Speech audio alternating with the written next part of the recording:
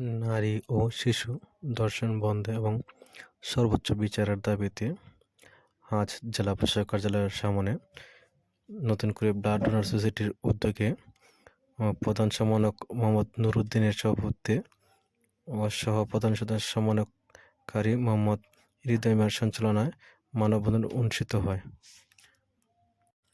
এ সময় স্বেচ্ছাসেবীরা বলেন, যাতে আমরা শীঘ্রই শুরু করে হবিগঞ্জ একটি সুন্দর এলাকা করা যায়। হবিগঞ্জ নয়, বাংলাদেশে যেভাবে অন্যান্য দেশের ক্ষেত্রে নারীদের যেভাবে মর্যাদা দেওয়া হয়, আমাদের হবিগঞ্জ এবং তথা সারা বাংলাদেশে নারীদের যে সম্মান দেওয়া হয় বিভিন্ন রাষ্ট্রে বিভিন্ন দেশে আমরা কিন্তু সম্মান আমরা পাই না।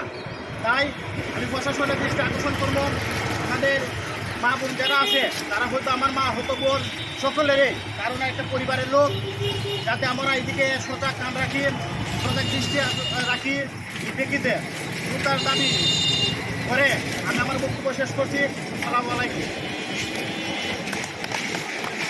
ধন্যবাদ জাহাঙ্গীর আলম ভাইকে অত্যন্ত মূল্যবান বক্তব্য দেওয়ার জন্য এবং অনেক তথ্য দেওয়া। যে বিষয়টি নিয়ে রাজপথে দাঁড়িয়েছি, বর্তমানে সারা দেশব্যাপী যেভাবে নারী ও শিশু ধর্ষণ হয়েছে তাদের সর্বোচ্চ শাস্তি দাবি করে আজকে আমাদের এই মানববন্ধন।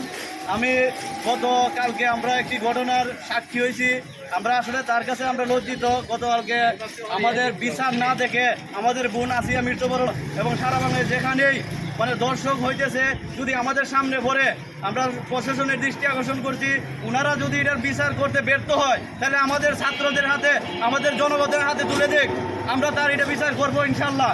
এবং আমরা হবিগঞ্জ জেলা প্রশাসকের দৃষ্টি আকর্ষণ করছি, হবিগঞ্জ জেলা তথা সারা বাংলাদেশের যত জেলা প্রশাসক আছে তারা যেন তারার জায়গা থেকে তাদের ডিউটি সঠিকভাবে পালন করে এবং এভাবে যেভাবে নারী ও শিশু ধর্ষণ হয়েছে তারা যেন এটা সকল আসামিতে এবং সেই কুলাঙ্গার পুরুষদেরকে অতি দ্রুত অতি বিলম্ব না করে অতি দ্রুত তাদের যাতে শাস্তির আওতায় আনা হয়।